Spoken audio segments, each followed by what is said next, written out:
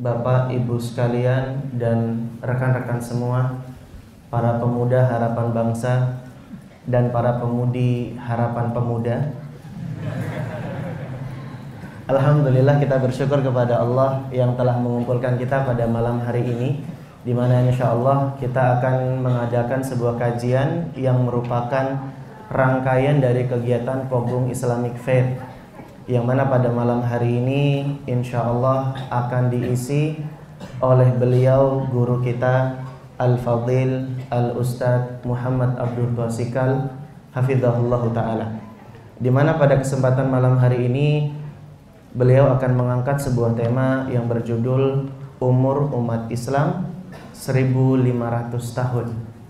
Dari judulnya saja ikhwafillah, ini merupakan judul yang sangat menarik, dan seperti apa penjelasan dan juga penjabarannya insyaallah beliau akan menerangkan pemaparan-pemaparan dari buku yang sudah kita dapatkan pada malam hari ini. Kita berdoa kepada Allah Subhanahu wa taala, semoga Allah senantiasa memudahkan kita, memberkahi kegiatan kita, dan memberikan kita ilmu yang bermanfaat. Ikhwani fillah, azakumullah wa iyyakum jami'an. Riset menyebutkan, katanya belajar dengan kondisi suasana yang bahagia itu lebih cepat memahamkan daripada belajar dalam suasana yang tegang.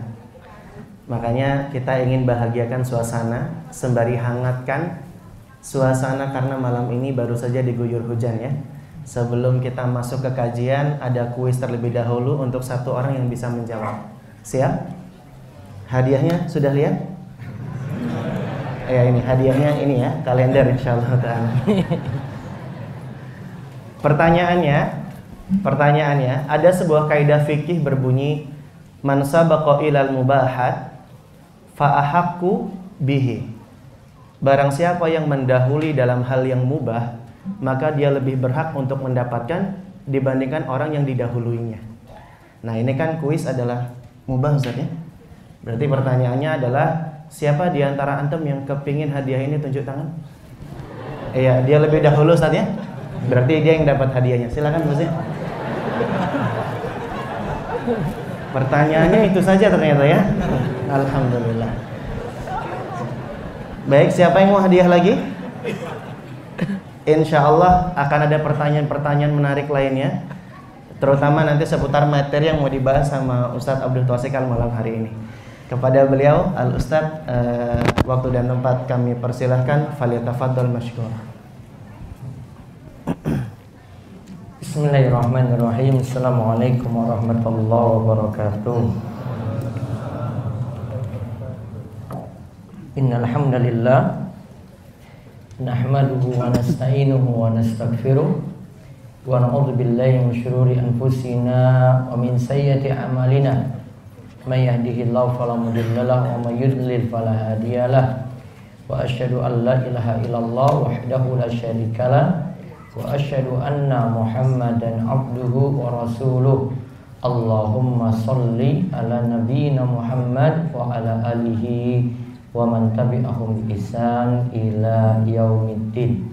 Allahumma inna nas'aluka ilman nafi'a wa rizqan thayyiba wa amalan mutaqabbala.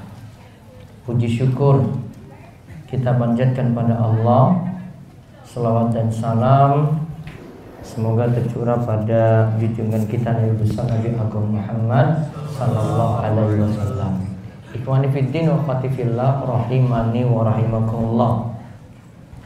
Pada kesempatan malam hari ini, pada malam ke-6 dari bulan Jumadal Ula 1441 Hijriah, kita duduk sejenak. Nantinya saya akan bagi materi sebagaimana tadi disebut, kita akan bahas umur umat Islam hanya 1500 tahun.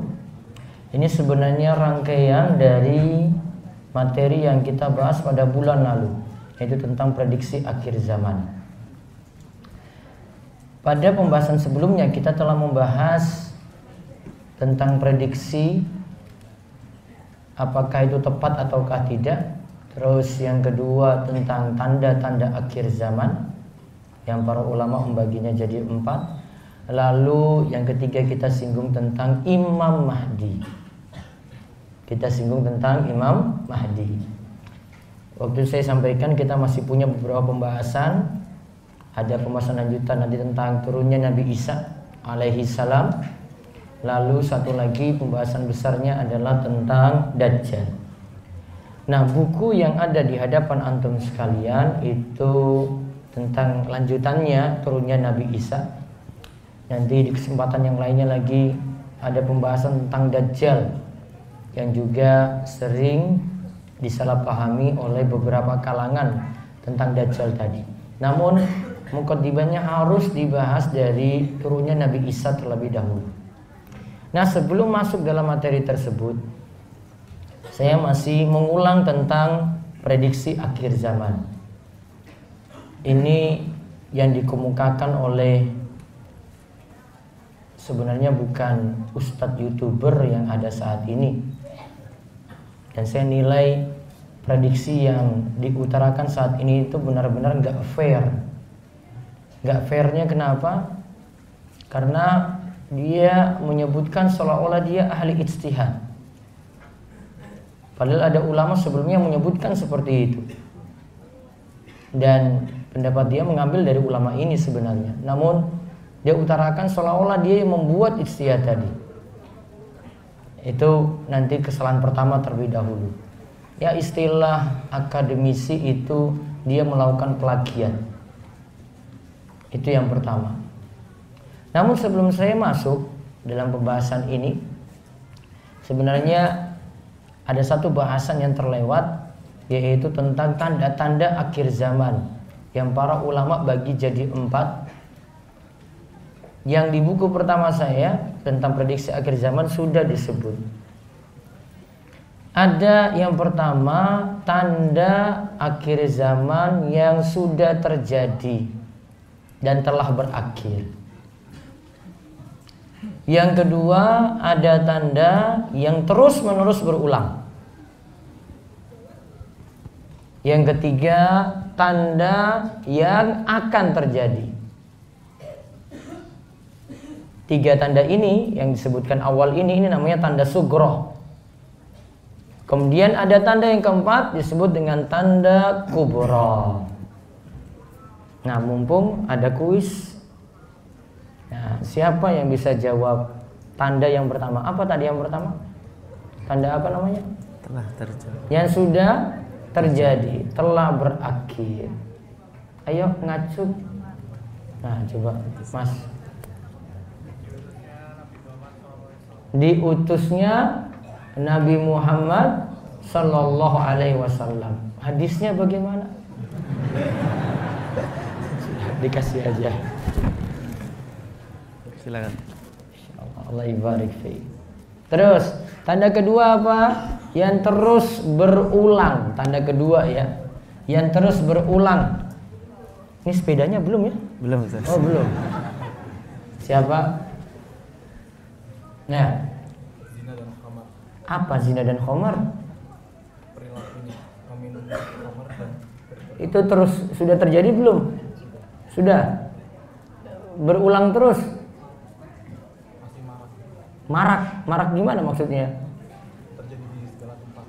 Terjadi setiap tempat. Di masjid juga berarti. Gimana maksudnya? Maraknya zina dan khamar. Baik. Kasih lagi ke Erlan. Hadiahnya yang mana, Ustaz? Iya, saya mau kasih sepeda tapi katanya belum. Apa dulu ya nggak mau. Terus, yang ketiga, yang akan terjadi. Contoh. Turunnya Nabi Isa. Belum, nanti. Itu masih tanda sugro yang saya bahas. Terbitnya matahari dari arah barat, ya. Itu bisa dimasukkan juga. Walaupun nanti bisa masuk tanda kubro pula. Mas Alvin. Ya. Terus yang terakhir tanda kubro. Tanda kubro. Iya. Apalagi? Keluarnya Dajjal. Apalagi? Datangnya Imam Mahdi. Tahun berapa nanti? 2020 mau dia jawab. Boleh jawab 2020. Ah, ini fans YouTube ini. Baik, sudah. Nah, itu tadi disebut dengan tanda-tanda. Dan tanda yang berulang ini dan 3 tanda sugro tadi itu amat banyak sekali. Saya belum uraikan ini panjang lebar karena terbatasnya waktu. Ada sekitar 50 tanda lebih ya mengenai tanda-tanda sugro tadi. Ada yang tadi sudah terjadi, ada yang terus berulang, ada yang akan terjadi, ada yang masuk tanda kubro. Ringkasnya para ulama bagi tanda kiamat itu jadi 2, sugro dan tanda kubro. Nah, adapun pembahasan awal dulu di sini saya bagi untuk malam hari ini jadi 2 pembahasan inti. Yang pertama tentang prediksi umur umat Islam 1500 tahun. Artinya berakhir umur umat Islam. Jadi sejak Nabi Shallallahu Alaihi Wasallam diutus sampai nanti kiamat itu sekitar 1500 tahun. Saya akan sebutkan nanti bagaimana perhitungan itu bisa keluar. Terus yang pembahasan kedua kita bahas yang sesuai dengan buku yang telah dibagikan, yaitu turunnya Nabi Isa alaihissalam di akhir zaman. Ya, ini tulisannya saya sengaja nggak buat buletin karena terlalu panjang. Sebagian belum saya terjemahin. Bisa dilihat ada tulisan terbaru saya di rumaiso.com. Punya paket apa enggak? Dibuka kalau mau buka gitu ya. Baik. Syubhat ini muncul dari seorang ulama besar, yaitu Imam As-Suyuti. Imam As-Suyuti di sini hidup antara tahun 849 sampai 911 Hijriah. Berarti abad 10 Hijriah ya. Dia disebut oleh para ulama ini ulama yang serba bisa. Karena dia menguasai beberapa bidang, menguasai tafsir. Ada tafsir sendiri beliau, tafsir As-Suyuti. Ini kitab tafsir yang lebih tebal daripada, lebih banyak jilidnya daripada tafsir At-Tabari. Ada juga dalam bidang hadis. Ada juga dalam bidang fikih. Ada juga dalam nahwu, al-ma'ani, al-bayan, al-badi, dan beberapa ilmu yang lainnya. Nah, Imam As-Suyuti, jadi para ulama katakan ya memang dia orang yang berilmu dalam hal ini. Jadi ini bukan syubhat biasa-biasa. Nanti yang dimunculkan oleh Imam As-Suyuti ini bukan syubhat biasa-biasa, bukan pemikiran yang biasa-biasa yang mudah dibantah ini, karena disampaikan langsung oleh ulama besar. Dia menyampaikan ini ada di dalam kitabnya Al-Kasyaf dan ada di kitabnya Al-Hawi. Saya mau nukilkan dulu penjelasan ini. Penjelasan ini sebenarnya sudah dibantah oleh ulama sejak masa silam. Kalau ulama belakangan itu seperti Syekh Muhammad Shalih Al-Munajjid dalam fatwanya islamco.com. Kalau di negeri kita ini ada tulisan tersendiri dari Dr. Sufyan Baswedan. Nanti bisa lihat di internet, bisa cari di Google tentang umur umat Islam. Nanti akan muncul tulisan beliau. Kalau tulisan Arab, ulama-ulama sudah membantahnya juga. Namun dalam beberapa macam versi ya bacaan nantinya. Termasuk Syekhul Islam Ibnu Taimiyah juga sejak masa silam sudah membantah hal ini tentang prediksi-prediksi, walaupun beliau membantahnya secara umum, tidak spesifik pada Imam As-Suyuti. Dalam kitabnya Al-Hawi, beliau katakan dalam juz kedua halaman 239 sampai 256, di antara perkataan beliau disebutkan anna muddatad dunya 7,000 sanah. Bahwasanya umur dunia ini hanya 7.000 tahun. Ingat dulu ya angkanya ya, 7.000 tahun. Wa anna nabiyya sallallahu alaihi wasallam ba'atha fi awakhiril alf as-sadisah. Sedangkan Nabi kita Muhammad sallallahu alaihi wasallam itu diutus, Bu Isa diutus pada akhir-akhir alf itu 1000, as-sadisah yang ke-6. Berarti akhir-akhir tahun ke-6000. Kita kalau sebut akhir-akhir berarti lebih dari separuh. Berarti tahun 5000, separuhnya berarti 5500 ke 6000. Gampangannya, pengertiannya berarti maksud Imam As-Suyuti adalah umur umat Islam itu tersisa 1000 atau sisa 1500. Maka beliau katakan la yumkin an takunal muddah alfan wa khamsami'ah aslan. Yang jelas umur umat Islam itu tidak lebih dari 1500 tahun. Kalimatnya jelas ya. Umur umat Islam tidak lebih dari berapa? 1500 tahun. Siapa yang berkata tadi? Imam As-Suyuti. Makanya saya nggak mau bahas ustadz-ustadz belakangan ini. Masih kaleng-kaleng kalau saya bilang.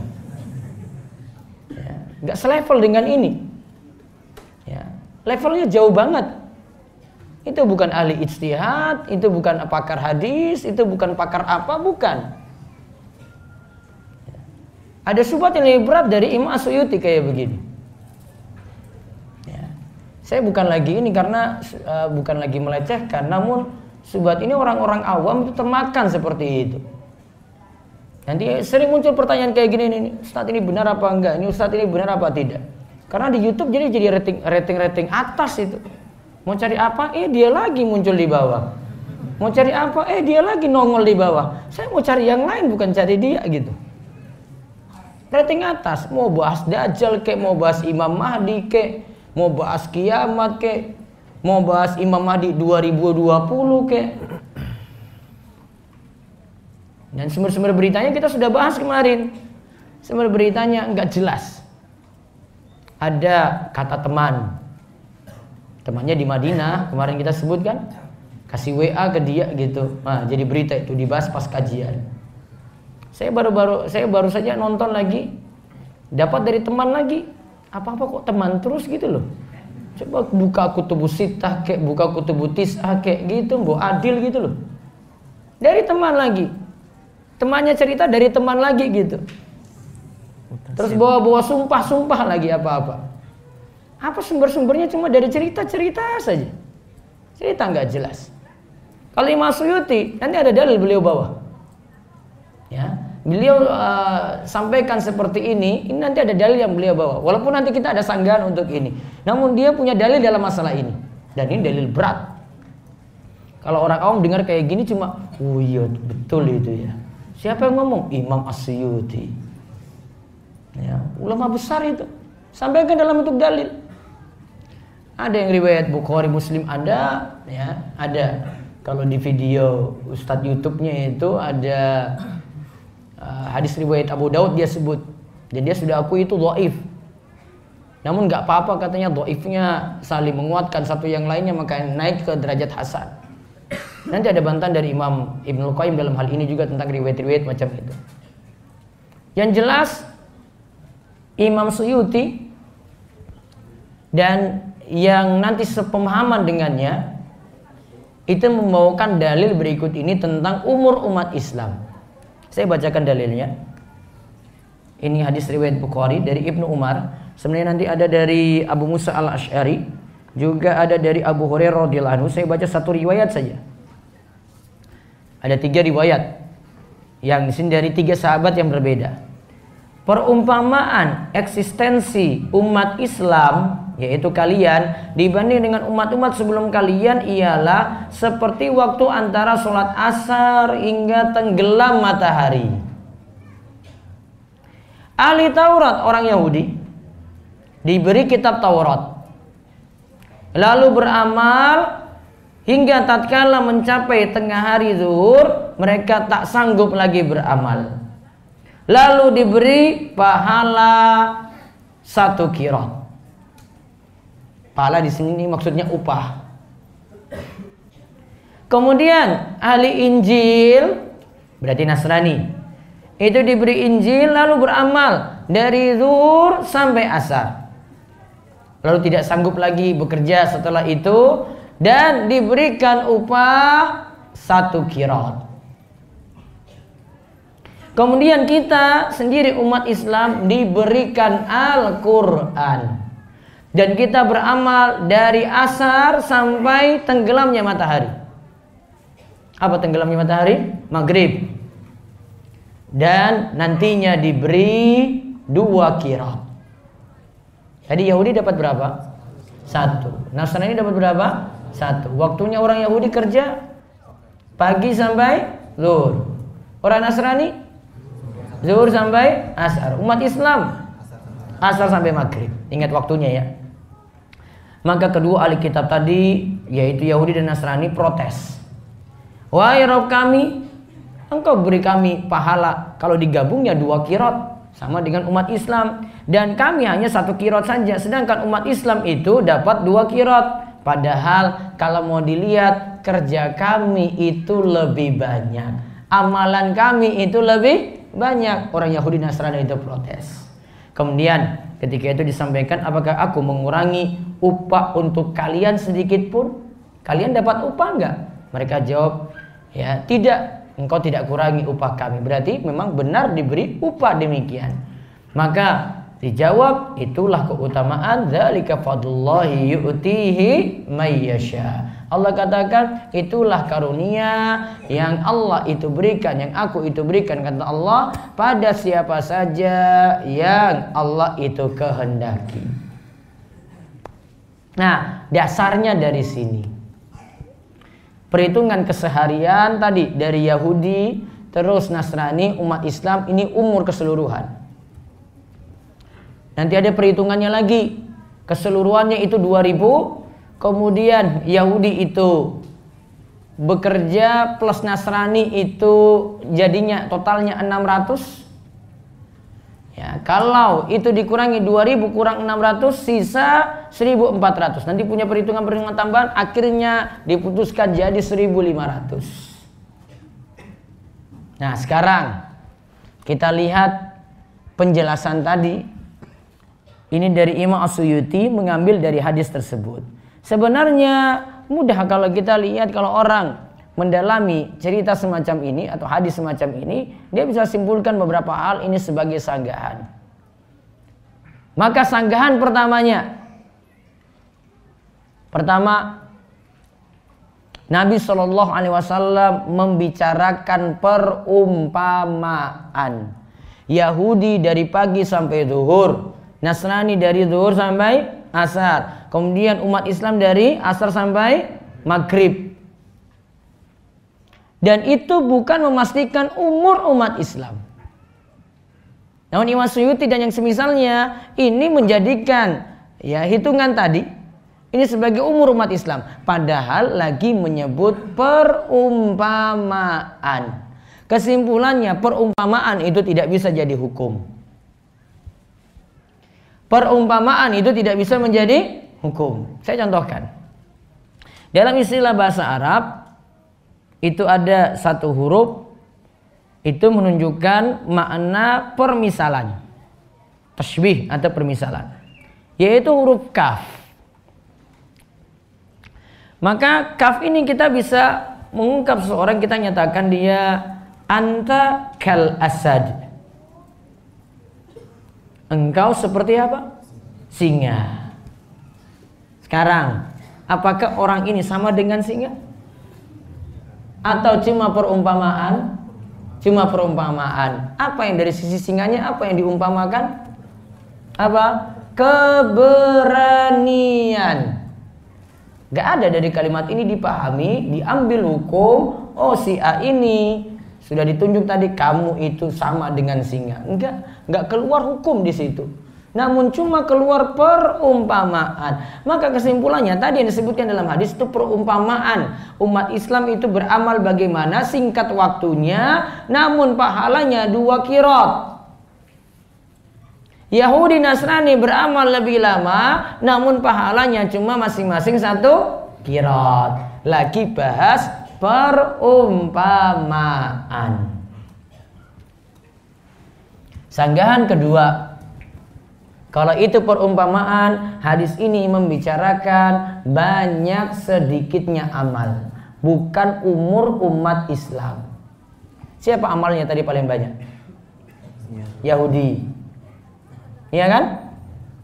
Terus kemudian Nasrani, baru kemudian umat Islam. Walaupun antara zuhur asar dengan asar maghrib itu ya hampir sama di situ. Namun dari penjelasan pokoknya zuhur asar orang Nasrani tadi lebih banyak lah daripada umat Islam waktu kerjanya.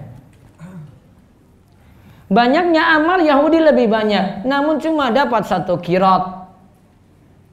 1 qiraat ini satu ukuran tertentu ya.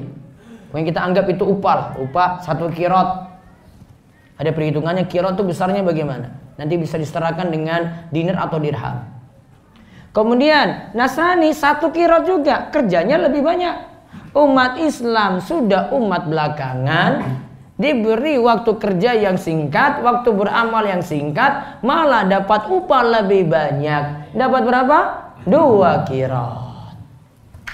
Dan ini sekaligus menunjukkan keutamaan umat Islam dibandingkan dengan Yahudi dan dibandingkan dengan Nasrani. Baik, tadi sanggahan pertama Nabi SAW membicarakan perumpamaan ya, bukan memastikan umur umat Islam. Terus sanggahan kedua tadi, hadis ini membicarakan banyak sedikitnya amal. Umat Islam amalnya sedikit, namun pahalanya atau upahnya lebih besar, sekaligus menunjukkan keutamaan dari umat ini. Kemudian sanggahan ketiga, ini sanggahan umum. Hanya Allah yang mengetahui kapan terjadinya kiamat. Dan dalil-dalil banyak sekali yang menunjukkan hal ini. Di antaranya Al-Ahzab ayat 63. Yas'alukan nasu 'anis sa'ah. Qul innama ilmuha indallah. Wa ma yudrika la'alla as-sa'ata takunu qaribah. Manusia bertanya kepadamu tentang hari kiamat. Katakanlah, Qul innama ilmuha indallah. Sesungguhnya ilmu tentang kiamat itu, kapan kiamat terjadi, itu hanya Allah yang tahu. Wa ma yudrika la'alla as-sa'ata takunu qaribah. Dan tahukah kamu wahai Muhammad, boleh jadi hari kiamat itu sudah dekat sekali waktunya. Surat Al-Ahzab ayat 63. Lihat salah satu kaidah di sini dalam memahami ini dengan kaidah bahasa Arab. Di dalam ayat disebutkan kul innama.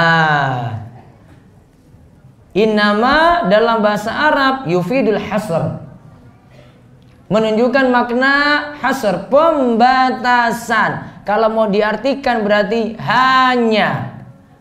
Berarti ilmu tentang kiamat, kapan kiamat itu terjadi, yang mengetahui hanyalah Allah saja. Manusia nggak ada yang bisa mengetahui hal ini. Itu jadi kaidah umum untuk membantah hal ini pakai Al-Ahzab ayat 63. Lalu sanggahan keempat. Riwayat yang digunakan As-Suyuti tadi, dia sebutkan tadi umur dunia berapa tahun? Umur dunia berapa tahun tadi kata Imam Suyuti? 7.000 tahun. Satu riwayat dulu. Umur dunia itu 7.000 tahun. Baru nanti kan dia punya hitungan lagi tersendiri setelah itu ya.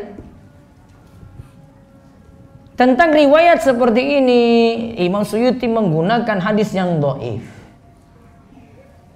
Imam Ibnul Qayyim katakan dalam kitabnya Al-Manar Al-Munif juz ke-1 halaman 80, ia katakan bahwasanya hadis tentang miqdar, bahwasanya kadar dunia yaitu umur dunia 7,000 sanah, umur dunia itu 7.000 tahun, dan sekarang ini wahnanu al-an fil alf as-sabi'ah, kita saat ini berada pada akhir tahun ke-7.000. Kata beliau, wa hadza min abyanil kadzib, Ini adalah di antara bentuk kedustaan. Dan awalnya beliau katakan hadis ini menyelisihi sharih Al-Quran, menyelisihi dalil Al-Quran yang begitu tegas. Di antaranya tadi Al-Ahzab ayat berapa tadi? 63. Terus sanggahan dari Imam Ibnul Qayyim.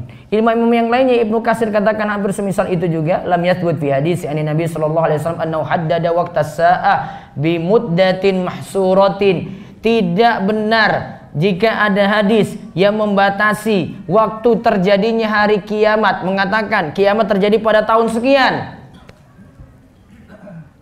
dengan hitungan tertentu, dengan bilangan tertentu. Tidak ada hadis yang menyebutkan demikian. Wa inna ma dzakara syai'an min asyratiha wa amaratiha wa alamatiha. Yang ada Nabi Sallallahu Alaihi Wasallam cuma menyebutkan alamat, tanda-tanda kiamat saja, bukan menentukan kapan kiamat itu terjadi. Ini kata Imam Ibnu Katsir dalam kitabnya An-Nihayah fil Fitan wal Malahim. Juga dikatakan oleh As-Sakhawi. As-Sakhawi katakan dalam Al-Maqasid Al-Hasanah, kullu ma warada mimma fihi tahdid li waqti yaumil qiyamah ala ta'yin fa imma ayyakuna la asla lahu aw la yathbut isnad aw la yathbut isnadahu. Kata As-Sakhawi, setiap riwayat yang menyebutkan kiamat itu terjadi pada waktu tertentu, pada tahun tertentu, ditakyin. Kalimat As-Suyuti kan takyin kan? Dia takyin itu pokoknya umur dunia cuma 7.000 tahun saja. Itu namanya mentakyin, menentukan. Maka fa imma ayyakuna la aslau, seperti itu tidak ada dalil sama sekali dan tidak ada hadis secara sanad yang sahih yang membicarakan hal itu. Ini perkataan 3 ulama besar untuk membantah perkataan Imam As-Suyuti. Berarti kesimpulannya dibangun pendapat tadi di atas ya hadis yang rapuh, di atas hadis yang dhaif. Maka kalau ada ustadz katakan ini secara sanad itu saling menguatkan, mana sanad-sanad yang lainnya? Sebutkan riwayat yang lainnya. Jangan pakai riwayat Abu Daud saja. Dia cuma sebutkan satu riwayat. Mana riwayat-riwayat yang lainnya untuk kuatkan hadis tadi dari dhaif jadi hasan li ghairihi? Kalau tidak ada berarti kedustaan seperti kata Imam Ibnul Qayyim. Terbantah tadi dari sisi riwayat. Kemudian yang terakhir, kita bantah perkataan Imam As-Suyuti berdasarkan perkataan beliau sendiri. Ini hujah paling ampuh ini. Jadi kalau membantah orang, pakai perkataan dia sendiri. Imam As-Suyuti tadi katakan umur umat Islam maksimal berapa? 1.500 tahun. Imam Suyuti dalam perkataan yang lainnya dia sebutkan tentang peristiwa-peristiwa hari kiamat. Beberapa asar dia sebutkan seperti ini. Kita nggak usah bahas asarnya. Namun dari riwayat-riwayat yang beliau bawa dengan pendapat beliau yang 1.500 tahun tadi, nanti pendapat ini jadi rapuh nanti. Pertama, ada riwayat menyebutkan kata Imam As-Suyuti, setelah matahari terbit dari barat, manusia akan tetap eksis selama 120 tahun. Yabqan nasu ba'da tulu'i syamsi min maghribiha mi'a wa ishrina sanah. Setelah matahari terbit dari arah tenggelam, manusia itu akan hidup lagi selama 120 tahun. Sekarang tadi maksimal 1.500 ya. Dikurangi 120 berapa? Awas bilang banyak ya, awas ya. Kurangnya berapa? Hah? Berapa? 1.380. Sekarang kita di tahun berapa Hijriah? Di tahun berapa Hijriah? 1441. Dari 1380 ke 1441 sudah berapa tahun? Sudah berapa tahun? Awas bilang banyak lagi tadi. Berapa? 61 tahun. Harusnya menurut satu poin ini saja, harusnya matahari sudah terbit dari arah barat selama 61 tahun. Satu hari pun belum. Runtuhlah hujah dari Imam Suyuti pakai satu poin aja ini. Saya belum lanjutkan ini. Tadi katanya 120 tahun. Akhir usia tadi berapa? 1500. 1500 kurang 120. 1380. Harusnya sejak 61 tahun yang lalu kita sudah rasakan matahari terbit dari arah tenggelam. Belum kan? Pingin? Ini belum terjadi. Ya. 61 tahun harusnya. Ini saja belum terjadi. Menunjukkan rapuhnya pendapat tersebut.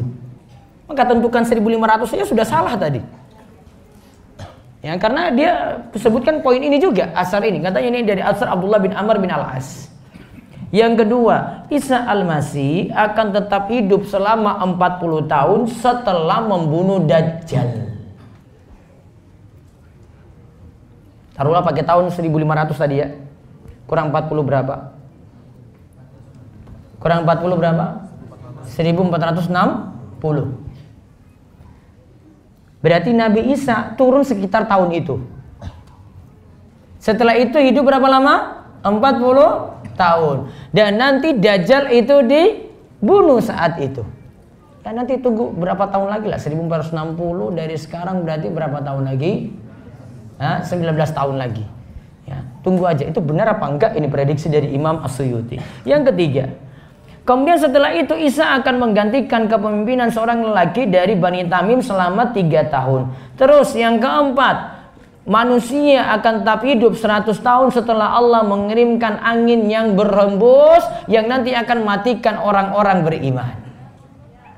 Berapa tahun? 100 tahun. Taruhlah kita total, coba kita total sekarang ya. 120 tambah 40. Ya, berapa? 160. Tambah 3 163. Tambah 100 263. Harusnya tanda-tanda ini sudah muncul 1500 kurang 263.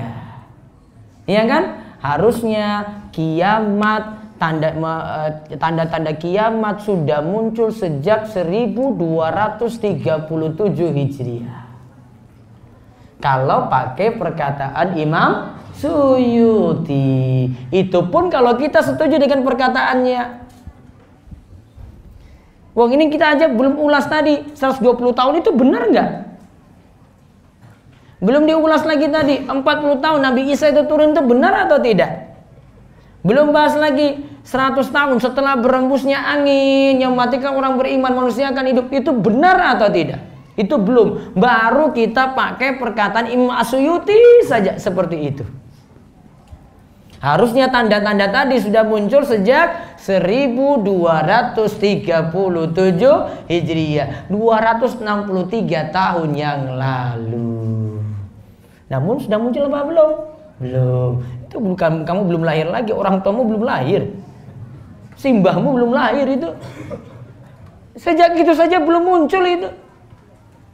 Indonesia saja belum merdeka, coba lihat itu. Belum muncul juga tanda tadi.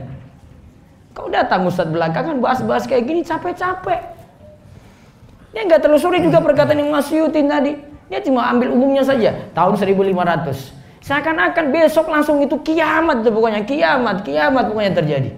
Nggak ada tanda-tanda terlebih dahulu itu muncul. Yang jelas yang paling pasti umur umat Islam itu antara sitina ila sab'in.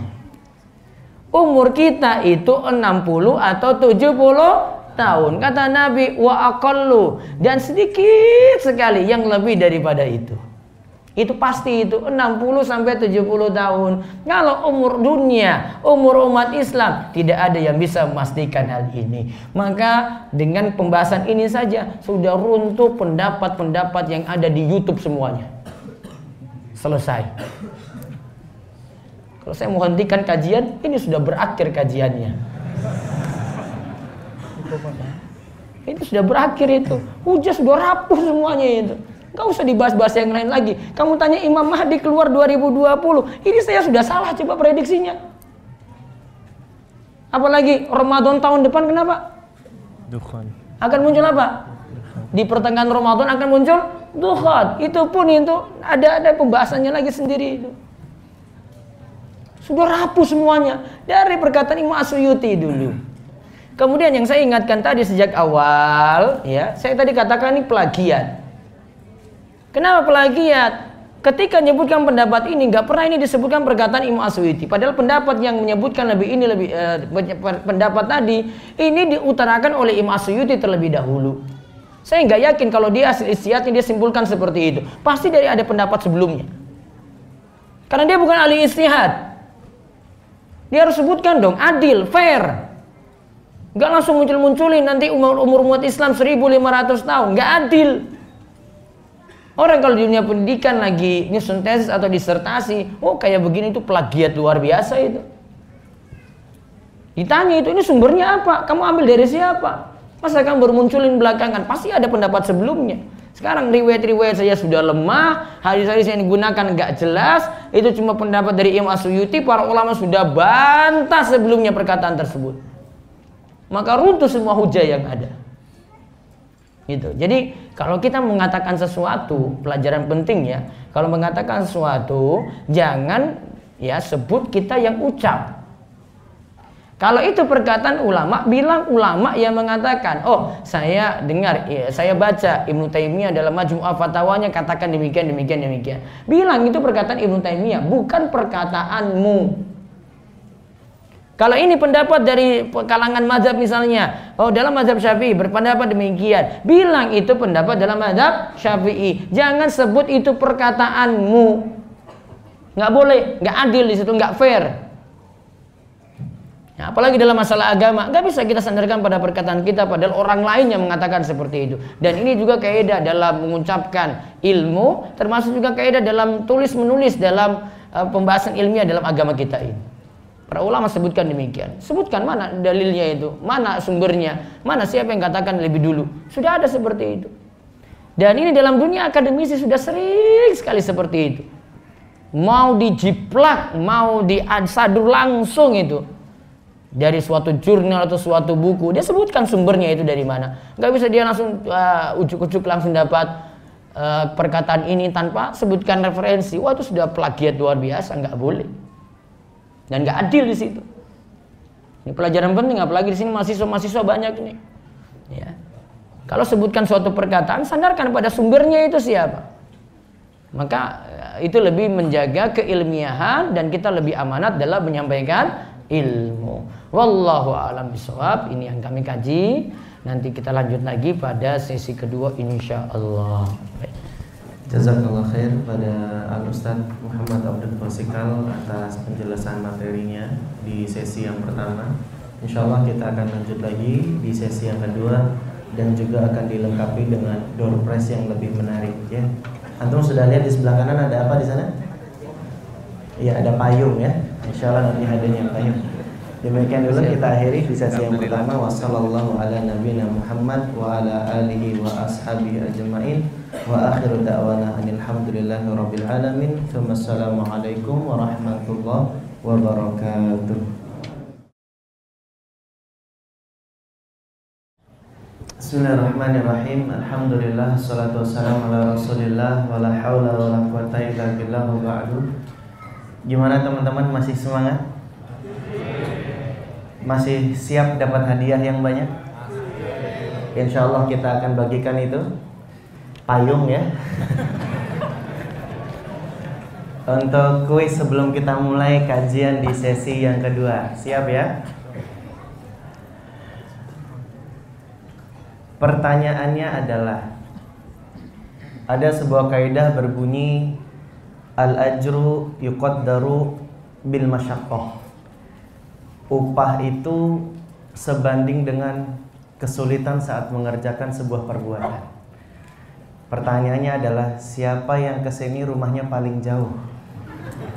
Di mana Mas? Gunung Kidul. Ustaz Abdul juga Gunung Kidul.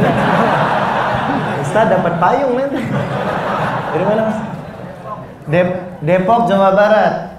Bukan ngekos di sini tapi ya. Berarti memang jauh-jauh dari Depok ke sini untuk kajian. Daurah itu paling ke daurah itu. Insyaallah dapat ya, silahkan Mas. Ada yang jauh dari Depok? Lebih jauh? Sebentar dulu, jangan dikasih Gunung Kidul lah itu, kasihan itu. Yang Gunung Kidul sabar ya Mas ya. Ada yang lebih jauh dari Depok?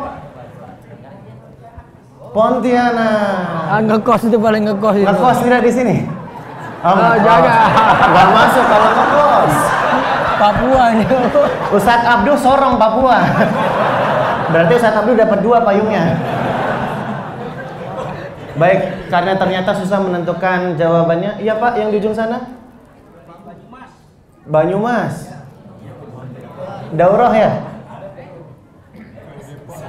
Ngekos atau apa? Ngekos atau benar di sini? Oh, mau berobat. Nah, kasihlah. Kasihlah, enggak apa-apa. Silakan ya, Pak.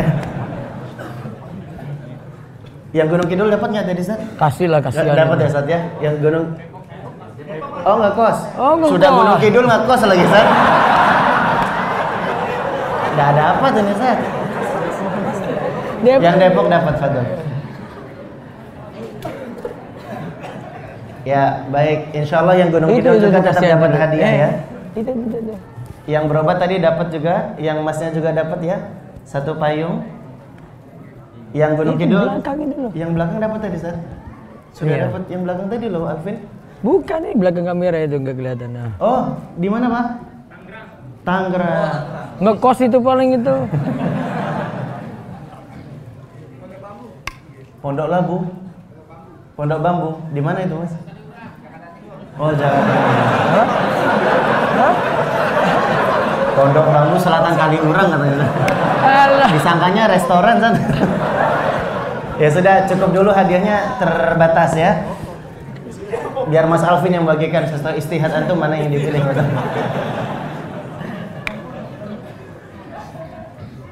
Baik, itu yang untuk yang berobat tadi ya. Untuk yang lain insya Allah menyusul. Semoga yang belum dapat hadiah dapat sepeda nanti ya. Insya Allah, sepeda Brompton.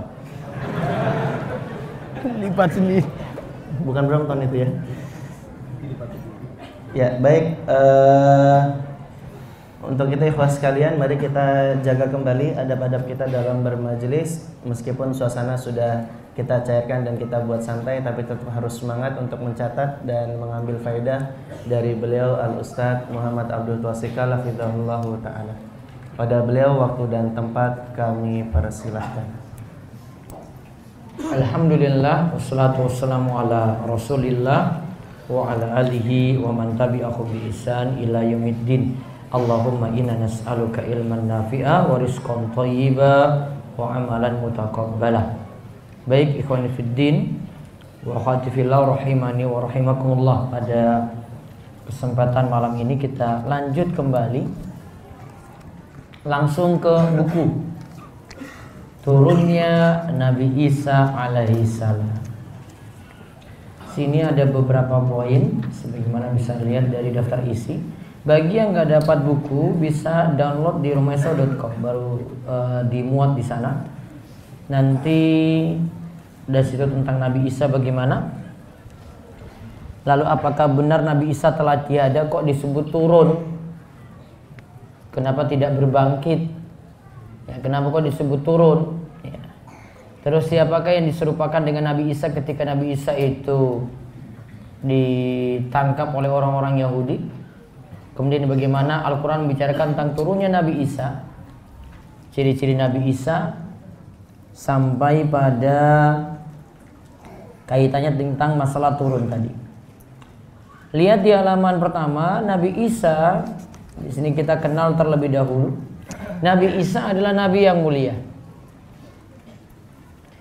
Setiap Nabi dan Rasul yang diutus termasuk Nabi Isa dan Nabi kita Muhammad Sallallahu Alaihi Wasallam punya misi yang satu, yaitu mengajarkan tauhid untuk mengesahkan Allah Subhanahu Wa Taala. Lihat hadis di bawah ini dari Abu Hurairah radhiyallahu anhu. Rasulullah Sallallahu Alaihi Wasallam bersabda, Ana aulan nasi bi Isa bin Maryam fid dunya wal akhirah wal anbiya ikhwatun li allatin ummahatuhunna syatta wa dinuhum wahid. Aku adalah orang yang paling dekat dan paling mencintai Isa bin Maryam di dunia maupun di akhirat. Ingat, para nabi adalah saudara seayah. Apa maksudnya? Maksudnya saudara seayah? Bapaknya satu. Siapa? Nabi Adam. Terus siapa lagi? Nabi Nuh alaihissalam. Abul Bashar itu ada 2. Ya, bapaknya manusia itu ada 2, yaitu Nabi Adam alaihissalam, kemudian Nabi Nuh alaihissalam. Lalu para nabi itu ibunya berlainan. Nabi Muhammad SAW dengan Nabi Isa ibunya berlainan. Namun agama mereka itu satu. Yaitu apa maksudnya satu di sini? Sama-sama mengajarkan tauhid. Sama-sama mengajarkan tauhid. Dalam riwayat Muslim juga membicarakan hal yang sama. Lihat perkataan selanjutnya dari Ibnu Hajar. Ibnu Hajar rahimahullah mengatakan, makna hadis ini adalah pokok agama mereka para nabi adalah satu atau sama, yaitu tauhid, meskipun cabang-cabang syariat mereka berbeda-beda. Nanti di syariatnya Nabi Isa beda, syariatnya Nabi Musa beda, sama juga dengan syariat Nabi kita Muhammad SAW berbeda dengan mereka-mereka tadi, para nabi yang lainnya. Lalu kita lihat ini tentang keaslian kitab. Ahli kitab, lihat di halaman kedua, ahli kitab dari kalangan Yahudi dan Nasrani memiliki kitab yang sudah berubah. Tidak murni lagi sebagai wahyu dari Allah. Jadi kitabnya itu sudah berubah. Lihat di antara dalilnya surat Al-Baqarah ayat 79. Fawailul lilladzina yaktubunal kitaba biaydihim summa yaquluna hadza min indillah liyashtaru bihi thamanan qalila fawailul lahum mimma katabat aydihim wa wailul lahum mimma yaksibun. Maka kecelakaan yang besarlah bagi orang-orang yang menulis Alkitab. Kalau disebut menulis berarti mereka ubah sendiri. Mereka menulis dengan tangan mereka sendiri. Berarti ini tidak murni lagi wahyu dari Allah. Lalu dikatakannya ini dari Allah dengan maksud untuk memperoleh keuntungan yang sedikit dari perbuatan itu. Maka kecelakaan besarlah bagi mereka akibat apa yang ditulis oleh tangan mereka sendiri. Jadi yang tulis mereka sendiri. Ini tidak murni lagi wahyu dari Allah. Dan kecelakaanlah besarlah bagi mereka akibat apa yang mereka lakukan. Maka orang Nasrani itu telah mengubah kitabnya sendiri, sehingga mereka meyakini bahwa Nabi Isa itu Bapa, Putra, dan Roh Kudus. Bapa berarti itu Tuhan, Putra itu berarti anak Tuhan, Roh Kudus itu berarti sama penyampai wahyu, sama dengan Jibril. Keyakinan ini adalah keyakinan yang sesat, nampak jelas pada firman Allah. Allah salahkan ya keyakinan ini. Lihat Al-Maidah ayat 73. Laqad kafarul ladzina qalu innallaha tsalitsu tsalatsa. Wa ma min ilahin illa ilahu wahid wa illam yantahu amma yaqulun la yamassannal ladzina kafaru minhum adzabun alim. Sungguh kafir, lihat ya kalimatnya ya, garis bawah itu kafir. Orang yang mengatakan bahwasanya Allah itu salah satu dari yang tiga. Apa ini namanya? Trinitas ya. Nah, keyakinan Trinitas ini berarti kafir. Yang meyakini ini berarti kafir. Padahal sekali-kali tidak ada sembahan yang berhak disembah melainkan Allah yang Maha Esa. Jika mereka tidak berhenti dari apa yang mereka katakan, itu pasti orang-orang kafir di antara mereka akan ditimpa siksaan yang pedih. Sebenarnya kalau kita lihat keyakinan Trinitas ini, Nabi Isa pun sendiri mengingkari sebelumnya. Sebagaimana kalau kita lihat di sini dalam ayat, lihat di halaman ketiga, lanjutannya halaman keempat Al-Maidah ayat 116. Wa idz qala Allah ya Isa ibn Maryam anta qulta lin-nasi takhiduni wa ummi ilahaini min dunillah. Qala subhanaka ma yakunu li an aqula ma laysa li bihaqqin in kuntu qultuhu faqad alimtahu ta'lamu ma fi nafsi wa la a'lamu ma fi nafsi innaka anta 'allamul ghuyub. Jadi Nabi Isa itu bantah perkataan orang-orang Nasrani itu sendiri. Nabi Isa katakan, dan ingatlah ketika Allah berfirman, hai Isa putra Maryam, adakah kamu mengatakan kepada manusia, jadikanlah aku dan ibuku sama-sama disembah selain Allah? Isa jawab, Maha suci engkau ya Allah, tidaklah patut bagiku mengatakan apa yang bukan hakku. Maka Nabi Isa tidak setuju dengan pernyataan seperti itu. Diangkatnya Isa dan Maryam itu jadi sesembahan, enggak, mereka tidak mengakuinya. Isa tidak mengakuinya. Jika aku pernah mengatakan, maka tentulah engkau mengetahui apa yang ada pada diriku, dan aku tidak mengetahui apa yang ada pada diri engkau ya Allah. Sesungguhnya engkau Maha mengetahui perkara-perkara yang gaib. Bahkan hampir-hampir langit pecah, bumi terbelah, dan gunung-gunung runtuh hanya karena keyakinan semacam itu. Lihat surat Maryam ayat 88 sampai 92. Wa qalu takhadar rahmanu walada. Dan mereka berkata, Allah yang Maha Pemurah itu mempunyai anak. Laqad ji'tum syai'an idda. Sesungguhnya kamu telah mendatangkan suatu perkara yang sangat-sangat mungkar. Akadu samawati yatafattarna minhu wa tanshaqqul ardu wa takhirul jibalu hadda. Lihat, karena perkataan ini hampir-hampir, sesungguhnya kamu telah mendatangkan suatu perkara yang sangat mungkar. Hampir-hampir langit pecah. Langit yang di atas itu pecah karena ucapan itu, dan juga bumi terbelah, gunung-gunung runtuh karena mereka mendakwahkan, yaitu mereka mengatakan bahwasanya Allah yang Maha Pemurah mempunyai anak. Anda'u lirrahmani walada, yaitu mereka nyatakan bahwasanya Allah itu punya anak. Wa ma yanbaghi lirrahmani ayattakhidha walada, dan tidak pantas Allah itu memiliki anak.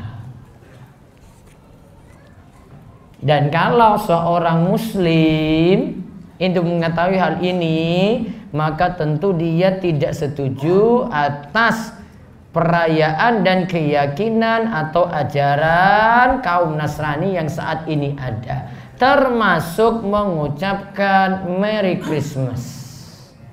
Apa? Selamat Natal. Karena kelahiran itu memperingati kelahiran Nabi Isa yang mereka yakini sebagai apa? Bagian dari yang tiga, Bapa, Putra, dan Roh Kudus. Namun sekarang akidah seperti ini mulai luntur dari kaum muslimin. Bahkan banyak yang tidak tahu. Bahkan ada yang menyatakan Allah itu maha besar, maka kebesaran Allah itu tidak cukup pada Islam saja, harus berlaku pada agama-agama lainnya juga. Ini orangnya ada di Jogja nih yang katakan kayak gini nih.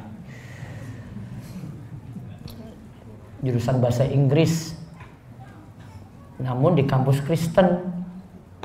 Saya kira dari dulu itu dia mau masuk di kampus umum dia. Ternyata dia masuk di kampus Kristen.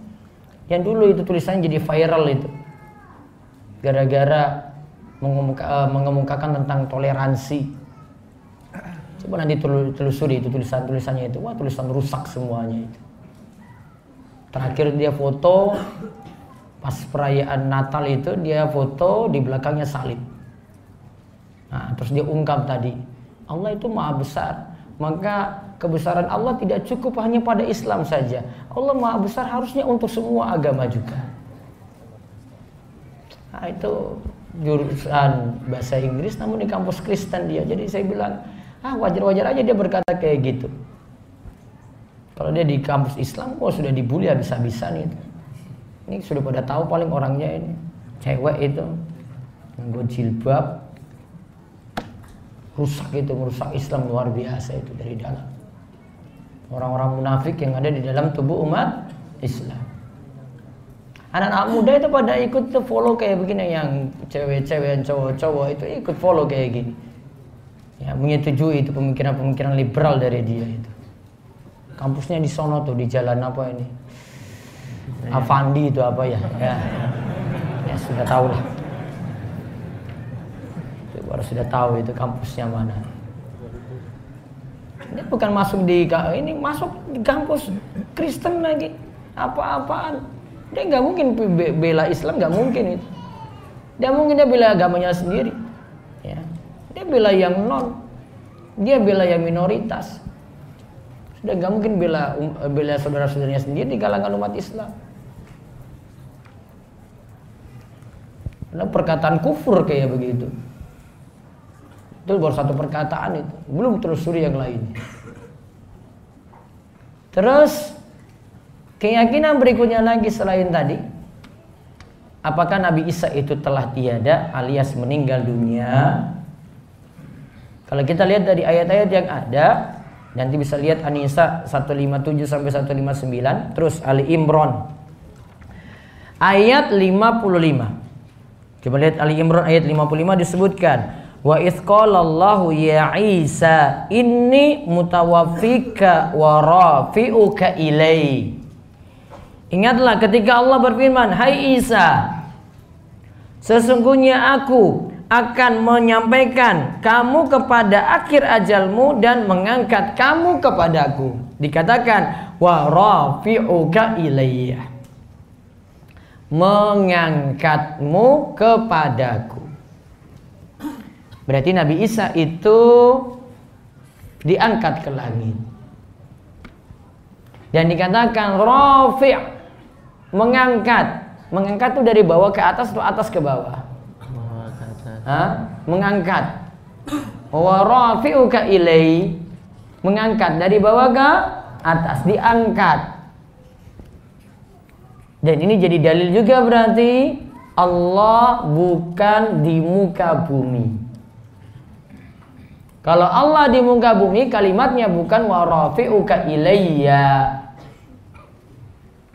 Allah harus di luar sesuatu, bukan di dalam makhluk. Sedangkan perkataan ya, Allah ada di dalam hati, Allah ada di mana-mana,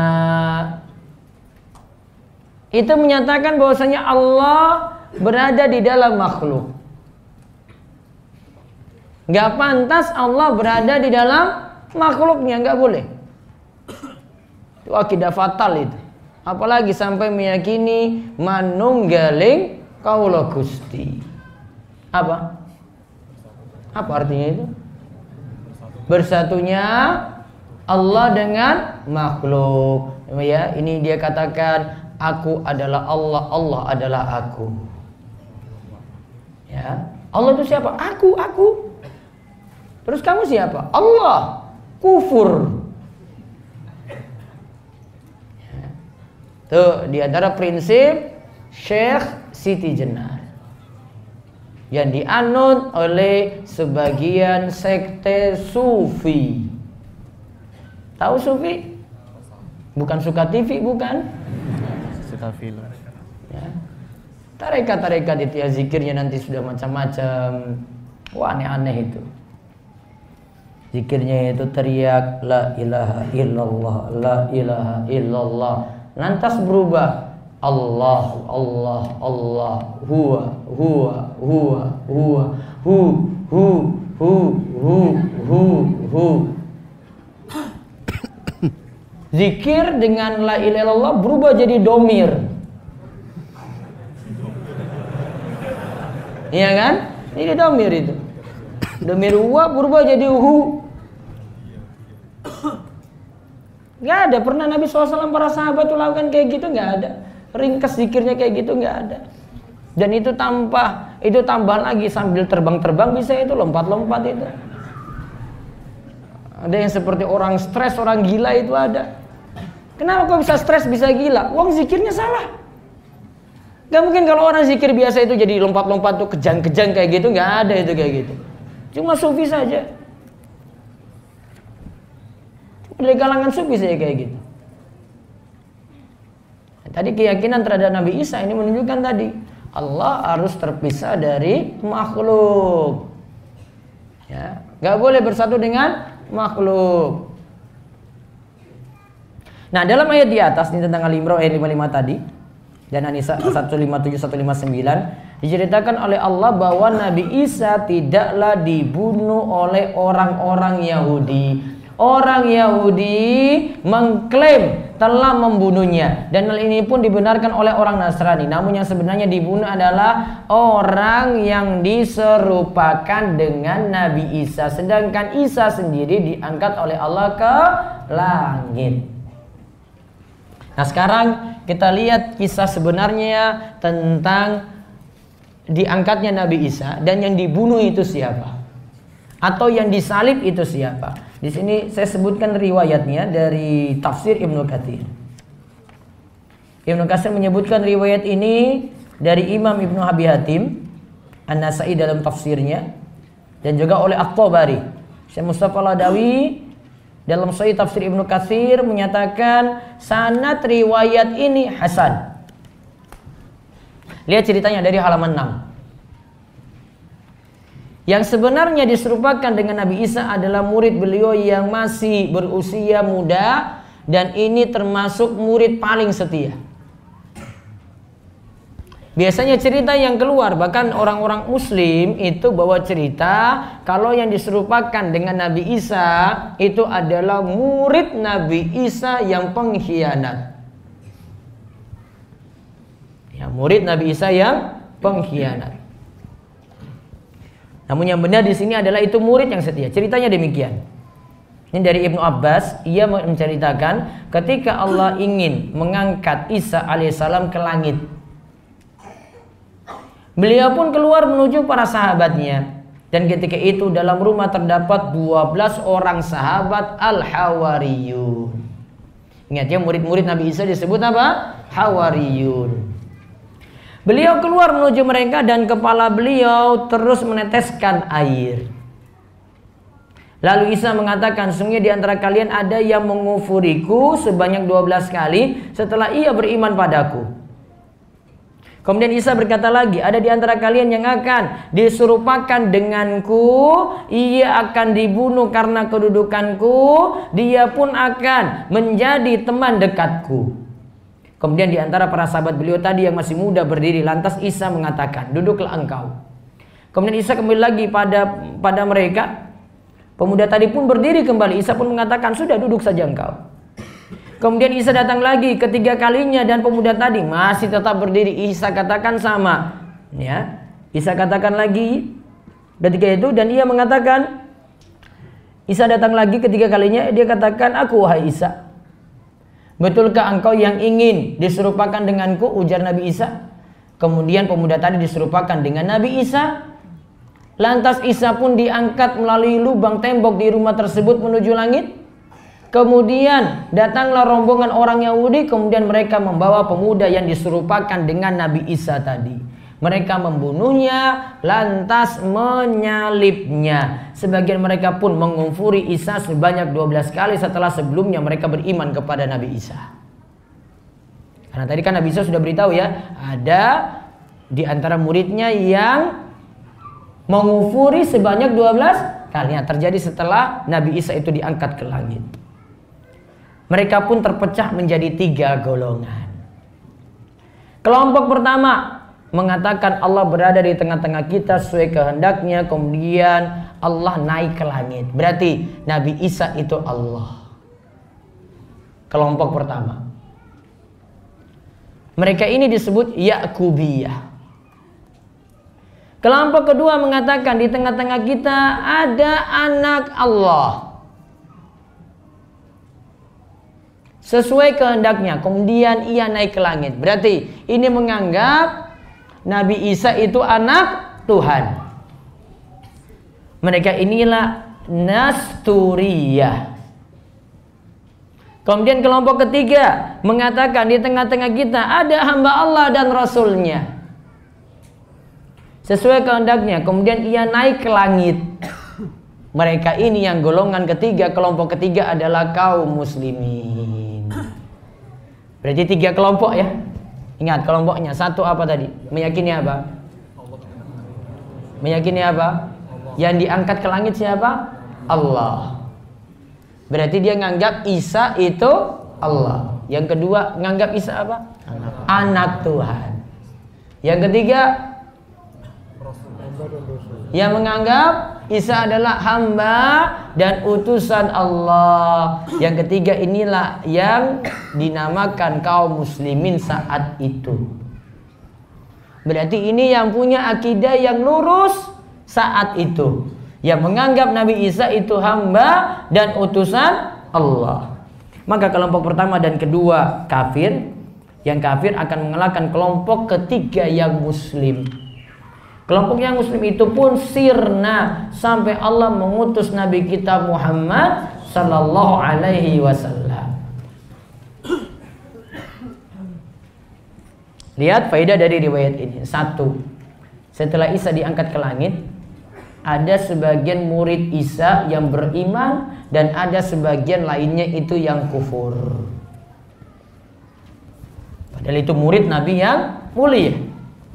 Yang kedua, Nabi Isa tidak mati. Nabi Isa tidak disalib.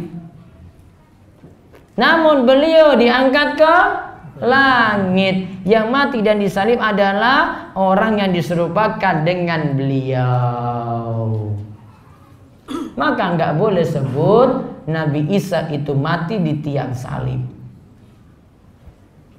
Ya, nggak boleh sebut ini. Dan istilah Nasrani itu ada Paskah ya. Ada Paskah 2 macam. Pertama apa? Kematian dan kebangkitan. Ya. Kan ada liburnya itu kan? Kematian dan kebangkitan. Nggak tahu? Soalnya saya hidup di lingkungan mereka jadi pada tahu sih kalau liburnya itu. Soalnya kalau pas Paskah itu liburnya panjang sekali kalau di Papua dulu. Ya. Itu jadi hari libur luar biasa itu. Tahu-tahu tentang itu. Wah, kok libur lama nih? Oh, Paskah ini berarti. Kalau sekarang, kalau dulu nggak terlalu lama. Kalau sekarang libur Natal sampai tahun baru juga lama. Maka kalau orang di sini di Jawa sini merayakan tahun baru, kita kalau hidup di asli tinggal di sana lama tahu itu setelah tanggal 1 malam itu tahun baru, tanggal 1 itu ada misa khusus. Orang muslim nggak ada misa kayak gini, itu nggak ada ya. Berarti itu keistimewaan orang Nasrani, dia nganggap itu hari luar biasa. Malamnya kaum muslim peringati, pagi harinya orang Nasrani yang ibadah. Maka mereka nganggap bahwasanya itu hari raya mereka. Orang muslim cuma asal ikut-ikutan saja. Ya, sampai nanti saat ini itu dibuat zikiran lah, buat sholawatan lah, macam-macam. Mau ikut-ikut misa-misanya Nasrani kayak gitu. Untuk apa? Kalau orang yang hidup tahu itu, wah ini bukan perayaan kita, uang mereka yang ngerayakan kok. Mereka buat ibadah khusus. Kalau sekarang umat Islam sibuk-sibuk juga kayak gitu. Ustaz, biar waktunya diisi yang manfaat gitu. Buat lagi. Mungkin ustadznya setelah zikiran itu nanti ya pesta kembang api lagi mungkin. Waktu begitu terbuang terus tambah tasyabbu lagi. Ya lakukan ibadah yang tidak manfaat gitu. Terus yang ketiga, yang dibunuh dan disalib adalah orang yang diserupakan dengan Nabi Isa, yaitu murid beliau yang setia dan bukan murid yang pengkhianat.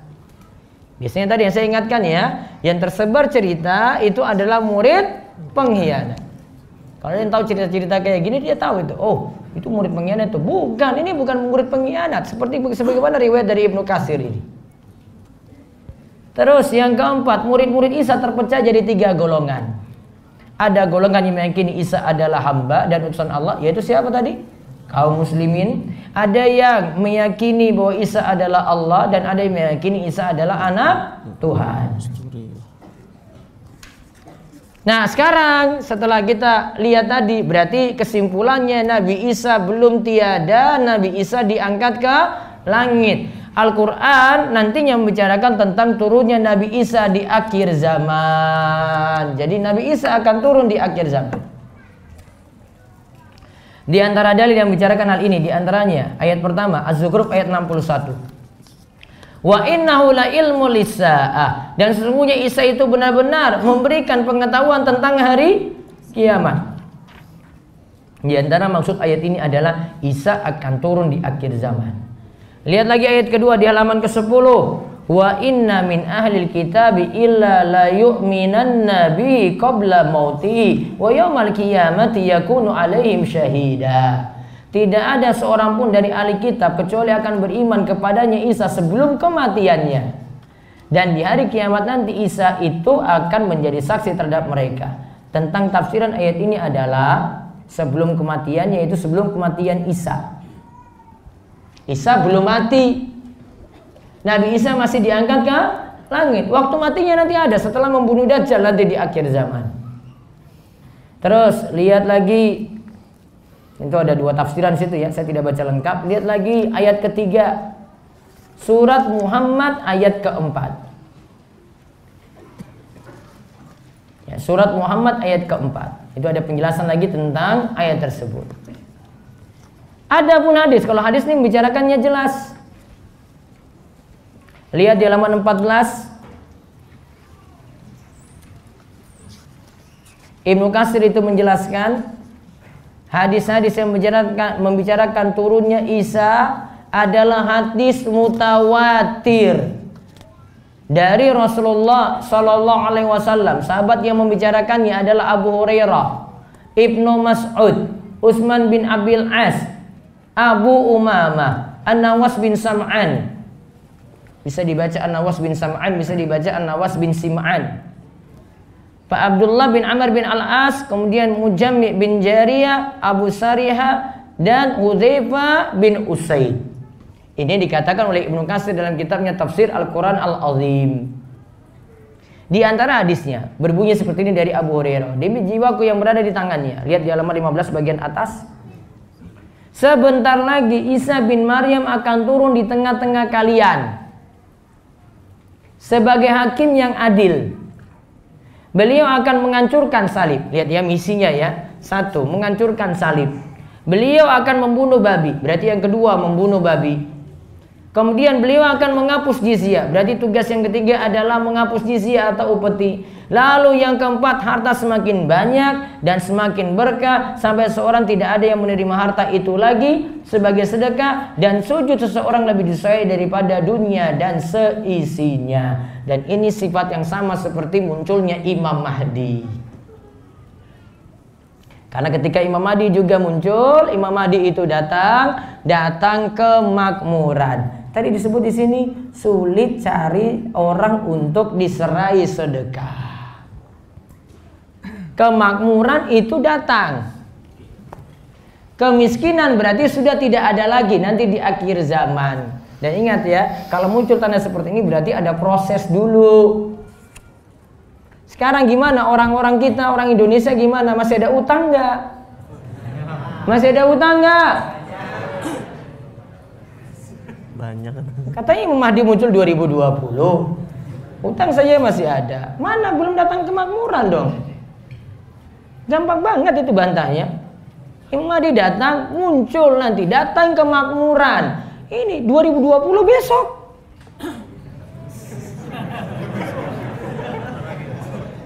Isu macam apa ini coba lihat. Kemakmuran datang itu. Tadi cari orang untuk diserahin sedekah saja sulit. Di masa Imam Mahdi, masa Nabi Isa kayak gitu. Masa tanda-tanda ini belum muncul? Nggak usah bicara utang Indonesia lah, utang orang per orang saja lah gitu lah. Bisa bahas utang negara, utang orang per orang saja. Utang orang per orang begitu banyak coba. Mau kredit kek, mau leasing kek, mau KPR kek, kartu kredit kek, apalagi utang online. Mahasiswa juga ada yang utang-utang online kayak gitu, ada. Nggak usah perlu debit kolektor macam-macam itu. Debit kolektor cuma orang keluarganya aja. Karena data-datanya sudah diserap semuanya, tinggal kalau utangnya telah dibayar, wah keluarganya ditelepon itu yang dalam kontaknya semuanya, teman-temannya juga. Utang malah merajalela, riba di mana-mana kayak gitu. Belum ada tanda-tanda kemakmuran seperti ini. Lompat lagi. Para ulama sepakat Nabi Isa akan turun di akhir zaman. Coba lihat perkataan As-Safari ini. Ia mengatakan umat Islam telah sepakat. Ingat ya, umat Islam telah sepakat. Berarti kalau ada yang menyelisih perkataan ini berarti menyelisih ijma. Ada yang tidak meyakini Nabi Isa turun berarti dia yang salah. Menyatakan bahwa Isa betul-betul akan turun kembali dan tidak ada satupun yang menyelisih pendapat ini. Yang mengingkari hal ini hanyalah para filsuf dan kelompok-kelompok yang menyimpang. Ini kalau orang filosof sama dengan apa filosof? Jurusannya apa? Filsafat. Nah, pokoknya kalau sudah itu mengingkari banyak kali itu, termasuk masalah akidah nanti mereka ingkari. Masalah kubur diingkari, masalah-masalah gaib diingkari. Ya. Seperti di sini dia ingkari Nabi Isa alaihissalam akan turun. Mereka-mereka ini sebenarnya tidak perlu dianggap perkataannya. Ya, para ulama telah menyepakati hal ini dan mereka yakini bahwa Isa akan berhukum dengan syariat Muhammad dan bukan membawa ajaran baru yang berdiri sendiri ketika ia turun dari langit. Nah, karena diantara prinsip dari ahli filsafat itu akan menolak hadis-hadis ahad. Ini prinsipnya orang Mu'tazilah. Dan yang mengikuti hal ini, saya sebut aja lah, nggak apa-apa lah, Hizbut Tahrir. Yang mengikuti prinsip ini adalah Hizbut Tahrir. Alhamdulillah sudah dihapus oleh pemerintah. Ya. Walaupun pemikirannya masih ada. Di antara prinsipnya adalah pokoknya yang bisa diterima untuk masalah akidah cuma hadis mutawatir saja. Tidak boleh menerima hadis ahad. Jawabannya gampang. Hizbut Tahrir bukan pakar hadis. Dan tidak ada dari golongan mereka keluar satu ulama hadis pun. Sehingga kalau bukan bidangnya maka tidak boleh membicarakan tentang masalah hadis. Diam, tutup mulut. Kecuali kalau dari golonganmu itu ada situ pakar hadis keluar gitu. Nggak ada yang ngakui. Maka itu bukan bidangnya. Maka tidak boleh bicarakan yang bukan bidangnya. Ulama hadis masih menerima hadis ahad untuk masalah akidah. Kalau dia tidak terima, itu bukan bidangmu. Sama seperti dokter, nggak boleh bicara masalah arsitektur. Orang arsitek tidak boleh berikan ya pendapat tentang masalah kedokteran juga nggak boleh, karena bukan bidangnya. Diam. Kalau nggak tahu, mendingan diam. Ya, jadi bicara sesuai bidangnya gitu. Itu diantara prinsipnya itu. Dan ini yang menunjukkan ya prinsip kayak gini tadi, rusaknya akidah Hizbut Tahrir. Saya sebutkan hal ini karena pemerintah sudah larang sih, jadi saya bebas saja sebutkan ini. Ya, kalau ada yang dulu-dulu ikut, saya harap bisa rujuk pendapatnya ini. Karena sudah menyimpang bukan dalam masalah furu', ya, ini dalam masalah usul. Dalam masalah akidah itu menyimpangnya itu. Dan sekarang pemahamannya mulai beralih, pokoknya dialihkan pada pemahaman semua golongan bisa disatukan. Maka ada istilah sekarang united.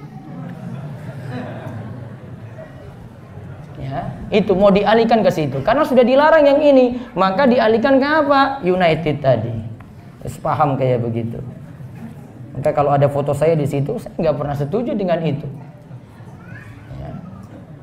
Sudah saya sebutkan dari dulu-dulu itu. Mau diundang berulang kali United lagi, nggak akan pernah mau. Apa-apaan disatukan dengan macam-macam ya orang-orang di situ. Ada ahli kubur di situ, ada ahli jimat di situ, ada ahli solawatan di situ. Ya. Ngapain bersatu dengan ini? Apa-apaan ajaran kayak begitu? Prinsip akidahnya beda-beda. Orang macam-macam, gado-gado, bukan gado-gado juga, gado-gado masih enak gitu. Bilang gado-gado masih enak. Ini campur aliran macam-macam. Sudah nggak benar lagi. Prinsip akidah itu. Saya terangkan kayak gini karena mahasiswa kayak gini itu semangat banget itu. Pokoknya Ustadz khilafah Ustadz. Khilafah gitu. Bangun sesuatu tuh nggak dari atas dulu mas. Dari bawah dulu dong. Pondasi kokoh dulu tuh akidah. Masalah hadis saja mutawatir ahad saja itu nggak tahu, masalah prinsipal kayak gini aja nggak tahu. Mau boro-boro bangun itu atap itu yang di atas yang tinggi. Prinsip akidahnya saya sudah rapuh karena dia cuma pakai prinsip apa? Cuma dari hadis mutawatir. Padahal hadis ahad begitu banyak itu membicarakan masalah akidah juga. Termasuk hadis innamal a'malu bin niat. Itu dari perawi atasnya itu hadis ahad.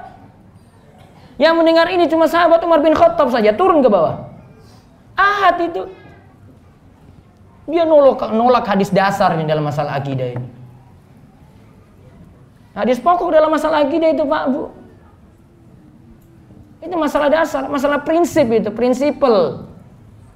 Ya. Ini bukan masalah-masalah furu. Kalau masalah furu misalnya mau dia tangan sedekap ataukah tidak nanti ba'da ruku, ya. Masalah furu, cabang.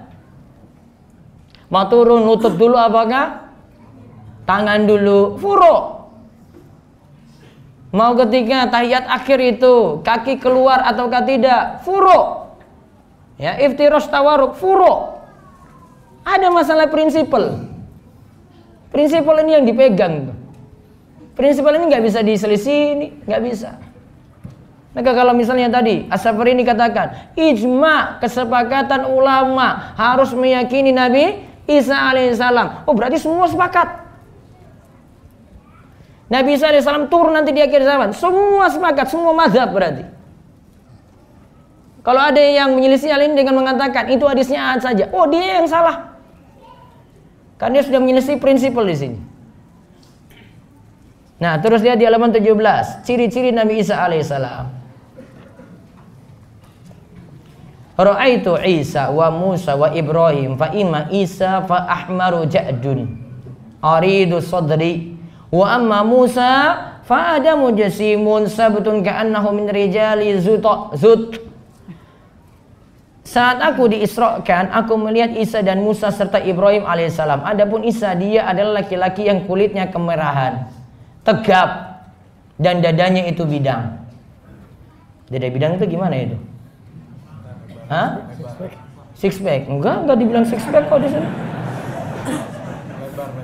Enggak ada dibilang six pack. Dadanya bidang aja gitu. Ya, atau dadanya itu lebar gitu. Kok usah tambah-tambah six pack di sini? Itu pengertian kita gitu. Jangan samakan. Nanti jadi pakai prinsip lagi. One pack itu enggak afdol, six pack itu yang afdol. Apa-apaan? Bahagialah yang one pack, ya.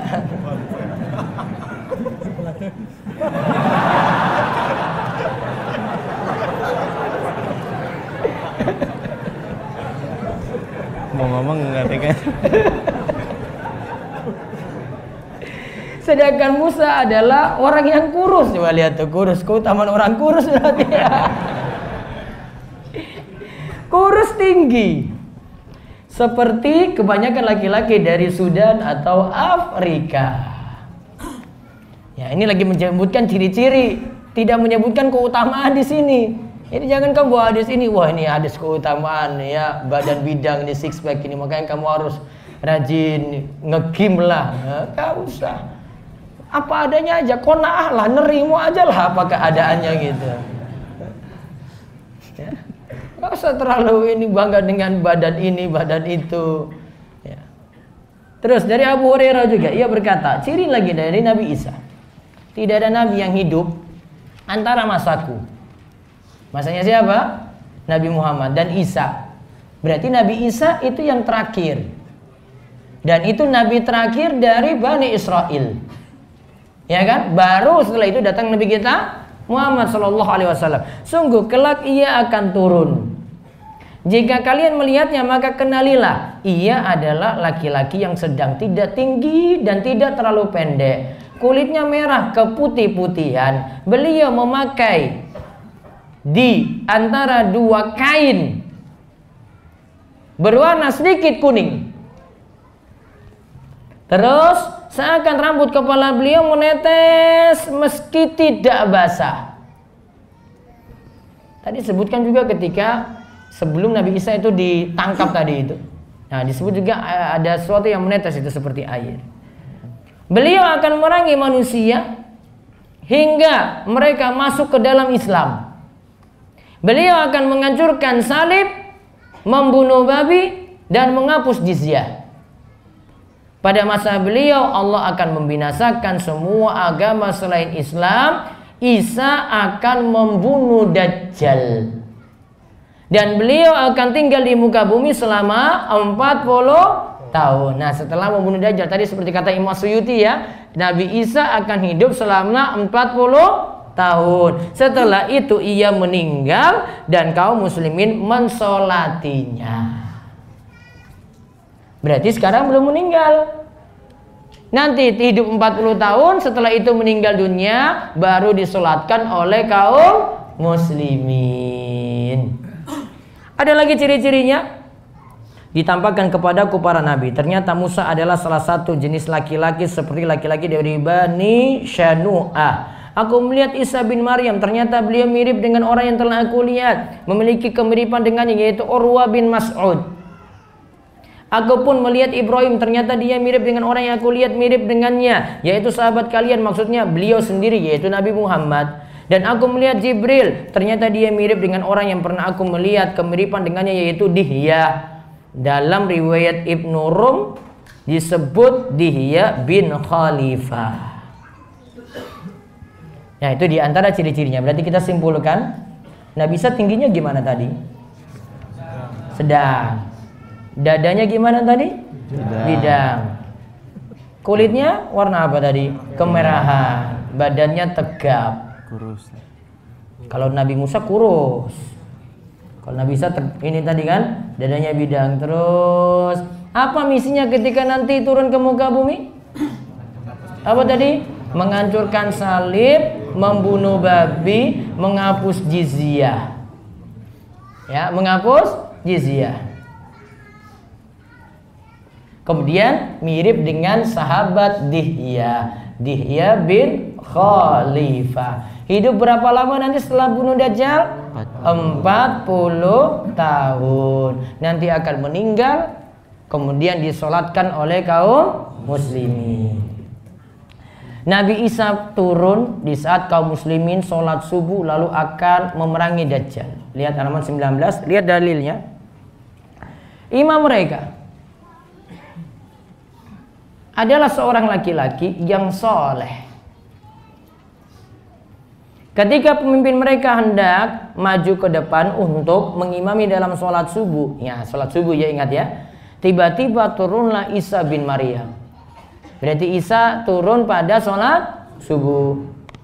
Maka mundurlah imam mereka ke belakang, yaitu maksudnya Imam Mahdi, supaya Isa maju untuk mengimami sholat. Isa lalu meletakkan tangannya di antara dua baunya, yaitu pada pemimpin mereka, sambil berkata, majulah dan pimpinlah sholat, karena sesungguhnya ia ditegakkan untuk kalian.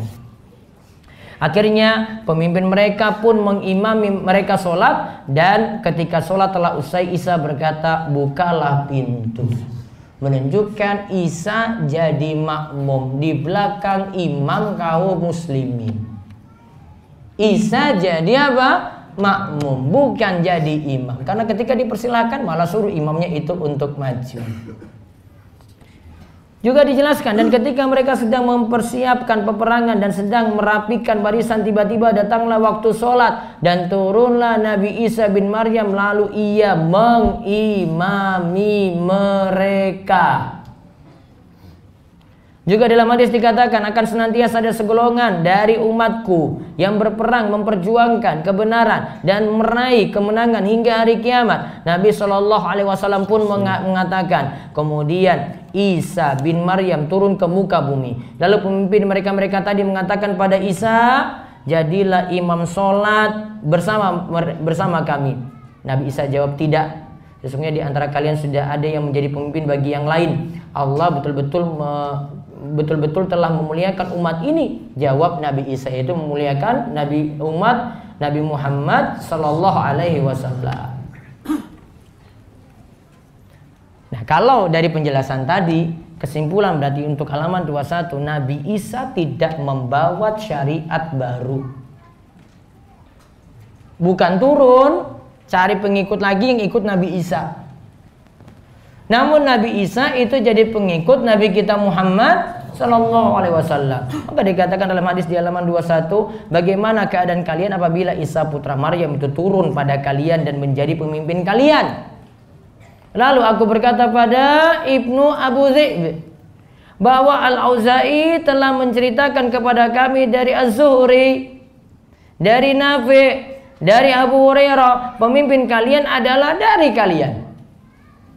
Ibnu Abu Dhi'bi berkata, apakah kamu tahu sesuatu apa yang dijadikan dasar memimpin kalian? Aku balik bertanya, apakah kamu akan mengabarkan kepadaku? Ibnu Abu Dhi'bi berkata, dia akan memimpin kalian berdasarkan kitabullah dan sunnah Nabi kalian sallallahu alaihi wasallam. Berarti Isa bin Maryam mengikuti ajaran Nabi kita Muhammad sallallahu alaihi wasallam.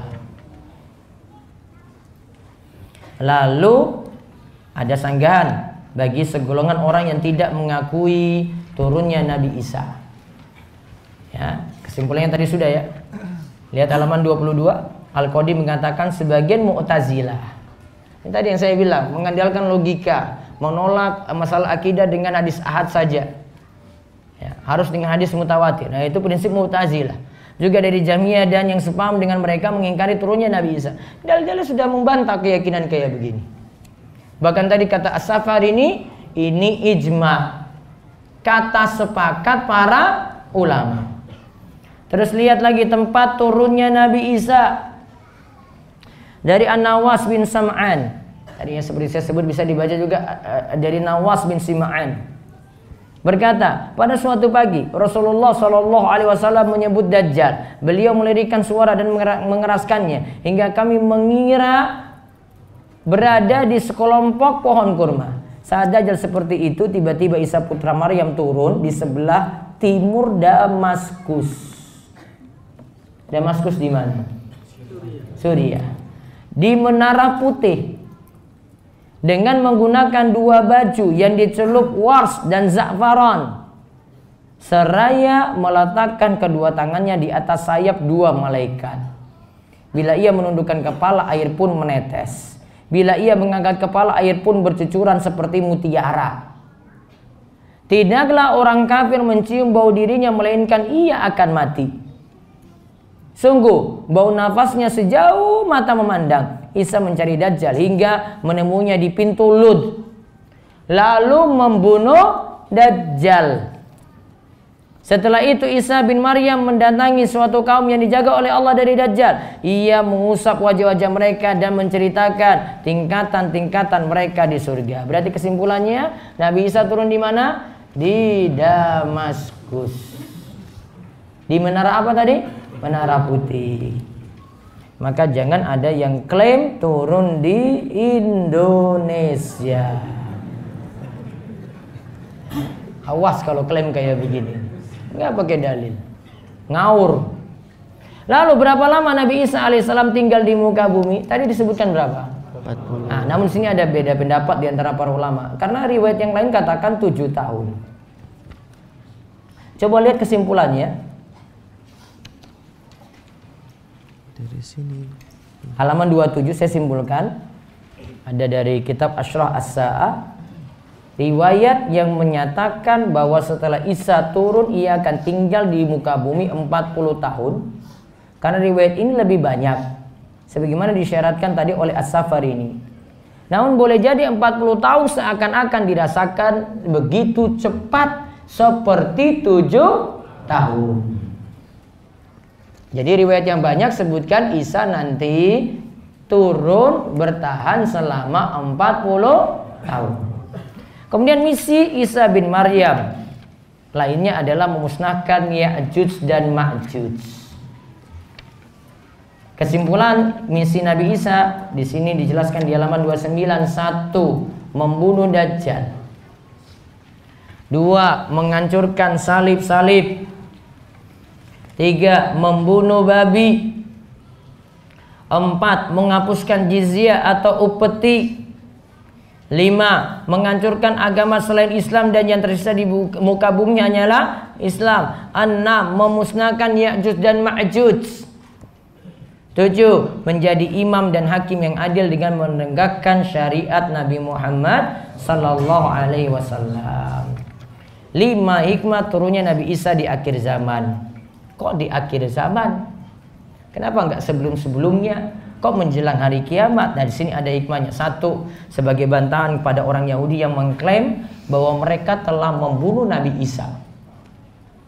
Padahal yang dibunuh tadi siapa? Yang diserupakan. 2. Isa bin Maryam telah menemukan dalam Injil mengenai keutamaan Muhammad sallallahu alaihi wasallam. Maka karena tahu Nabi Muhammad utama, maka beliau ikuti syariatnya Muhammad ketika turun. Yang ketiga, turunnya Isa dari langit semakin dekat dengan ajal beliau. Beliau pun akan dimakamkan di muka bumi. Oleh karena itu ini menunjukkan bahwa tidak ada makhluk yang terbuat dari tanah yang mati di tempat lain selain bumi. Semuanya akan mati itu di bumi. Terus yang keempat, turunnya Nabi Isa juga adalah untuk membungkam Nasara.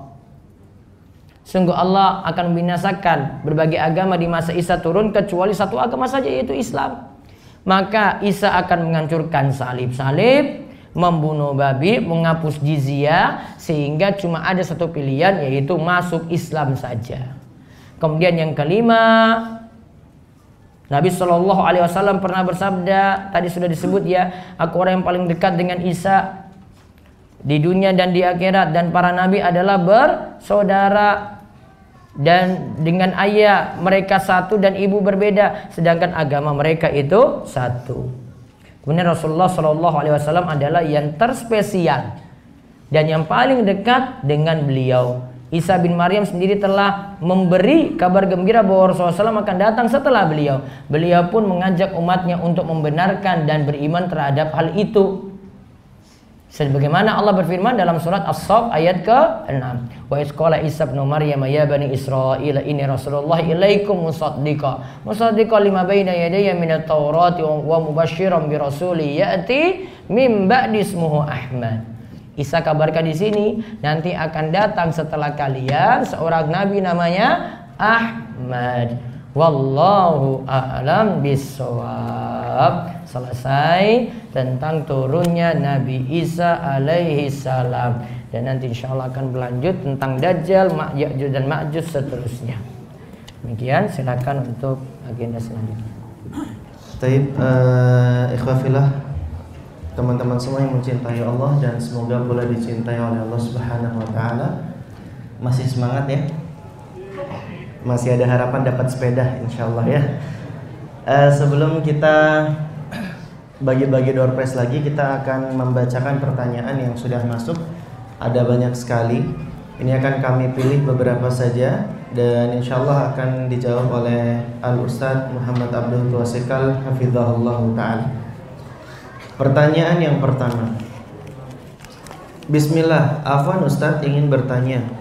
Dijelaskan tadi bahwasanya 1500 tahun umat manusia berasal dari syubhatnya Imam As-Suyuti. Sedangkan beliau banyak membuat kitab-kitab yang masyhur. Apakah Imam As-Suyuti tetap bisa dijadikan rekomendasi? Alhamdulillah wassalatu wassalamu ala Rasulillah. Tentang Imam As-Suyuti, semua ulama mengakui tentang keilmuan beliau. Dan tetap mereka rekomendasikan kitab-kitab beliau untuk jadi rujukan, seperti tafsirnya tadi yang saya sebutkan, tafsir As-Suyuti. Bahkan ini lebih lengkap daripada tafsir At-Tabari yang sudah dikenal juga sebagai kitab tafsir yang terbaik. Kemudian yang kedua ada tafsir Jalalain. Ini ditulis oleh dua Jalal, yaitu Jalaluddin Al-Mahalli dan Jalaluddin As-Suyuti. Keduanya menulis kitab tafsir yang sangat bagus, sederhana, ringkas, dan orang ketika mempelajarinya sudah bisa mendapatkan makna-makna yang sulit dipahami dari Al-Quran. Dan ini tetap dijadikan rekomendasi. Sama seperti ulama lainnya, seperti Imam Nawawi punya kesalahan misalnya dalam asma wa sifat, tetap dijadikan rujukan, referensi.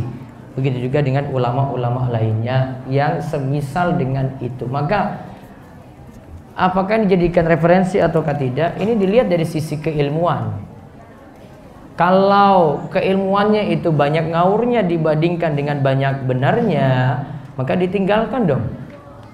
Ini bicarakan tentang akhir zaman terus, dan sumbernya nggak jelas, referensinya nggak valid, ya, perhitungannya juga ngawur, terus menghubung-hubungkan dengan sesuatu, ya, dengan tidak jelas, cocok logi dan macam-macam, ya. Maka kalau kebanyakannya seperti itu, maka lebih bagus ditinggalkan pendapatnya secara keseluruhan. Wallahu a'lam.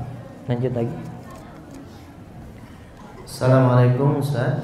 Waalaikumsalam warahmatullahi wabarakatuh. Apakah benar ada hadis Rasulullah SAW yang mengatakan di akhir zaman akan ada 3 putra Raja Arab yang saling berselisih memperebutkan tahta?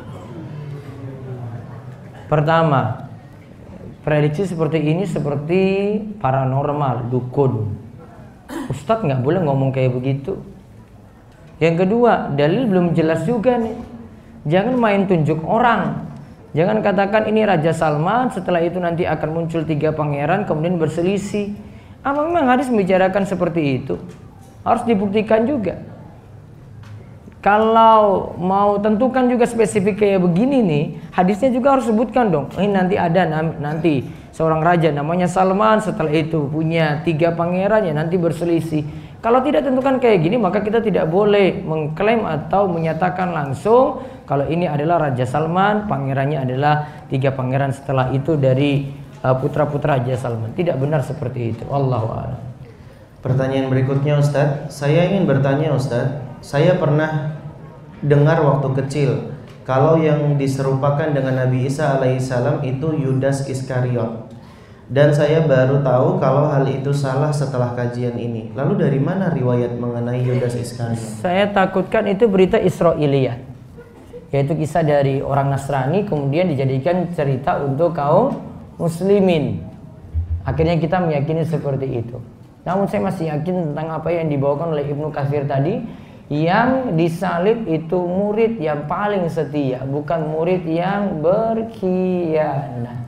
Wallahu a'lam. Pertanyaan berikutnya Ustaz, Nabi Isa menghancurkan agama lain dan hanya tersisa agama Islam.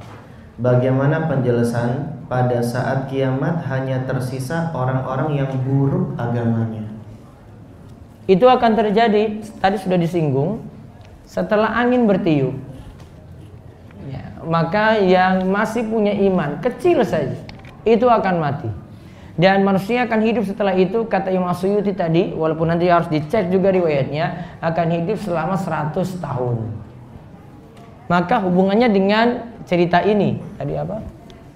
Ini tentang ini Ustaz. Nabi Isa. Tadi bukan yang tadi yang terakhir. Nabi Isa. Ini? Yudas Iskariot.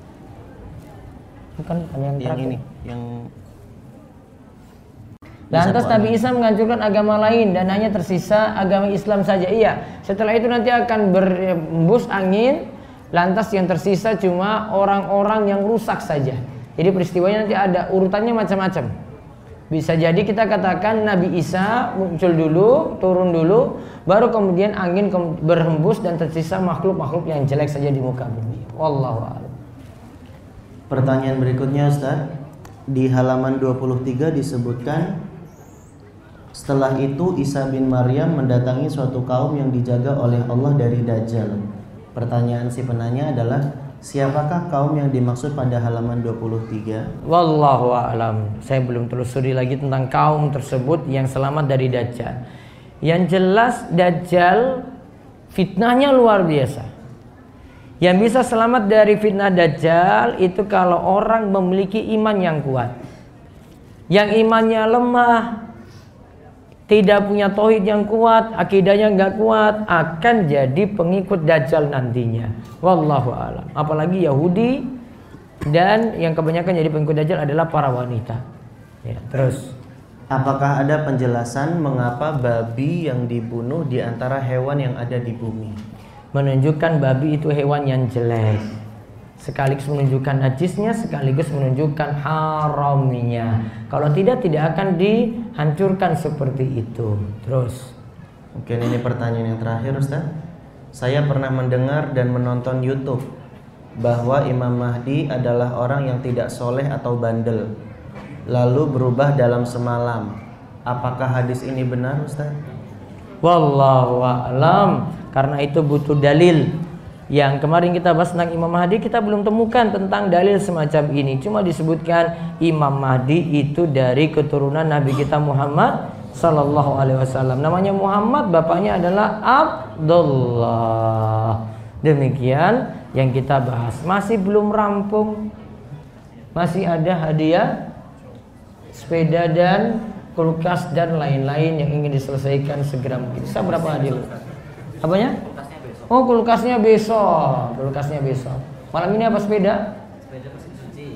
Sepeda sama mesin cuci. Ayo, mudah-mudahan beruntung. Mesin cuci biar anak kosnya nggak laundry lagi gitu kan?